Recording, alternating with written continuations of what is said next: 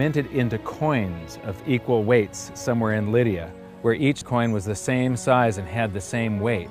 This made them interchangeable. It's called fungible. At that point, they became useful as a unit of account, a measurement. You could price a good or a service in those gold or silver coins in a certain number of them. And it was always the same for anybody whenever they were buying that good or service. But it wasn't until they made their way to the world's first free market society, the prototype of democracy, the cradle of civilization, Athens, that they exploded in use. Suddenly, money found its natural home, the free markets. Athens was the first society to have a working tax system and free markets. This enabled them to rise to the pinnacle of civilization. Their prosperity allowed them to create great works of art and achieve a level of architecture and engineering that the world had not yet seen. Here we are 2,500 years later, and people are still in awe of their achievements. It was truly a fantastic period in human history, and the Athens star shone brightly for many years. So this begs the question, what went wrong? How did such a great and powerful civilization fall? The answer lies in the same pattern that we see throughout history: too much greed and too much war. It was when the Athenians got involved in the Peloponnesian Wars, a war with Sparta, that their monetary problems began. First, they lost access to their gold and silver mines.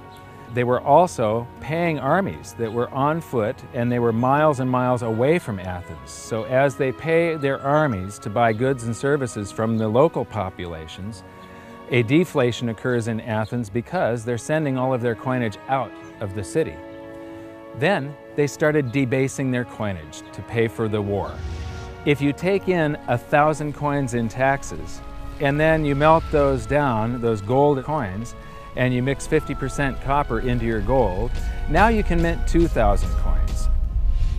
So if you take in only 1,000 coins, but you spend 2,000 coins, what is that called? That is deficit spending. Athens began to do that during this war with Sparta. They also had these great public works, which were very expensive. And they finished the Temple of Athena Nike during the truce in the middle. There was a 6-year truce in the middle of this 27-year war. So they didn't stop their great public works and allow their market economy to heal from the expense of this war. As they debased their coinage, people would take the new debased coins at face value at first, until there were a whole bunch of those. And there's something called Gresham's Law, where people tend to save to keep the thing that's rare, and they spend the thing that's common into circulation first. So all of the gold and silver coins started to disappear from circulation and become quite rare, and it was just these copper coins. Suddenly, it took a whole bunch of copper coins to buy a gold or silver coin, one of those old gold or silver coins. This is the first time that gold or silver ever had a price. Before that, everything was measured in a weight of gold and silver. So a large factor in Athens' downfall was the expense of war, the expansion of empire, the debasement of their currency, the eventual inflation that was caused. You know, they minted these coins until they became nothing but flecks of copper. This was actually the world's first hyperinflation.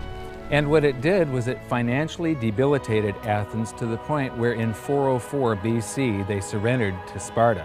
And eventually they became nothing but a satellite of Rome.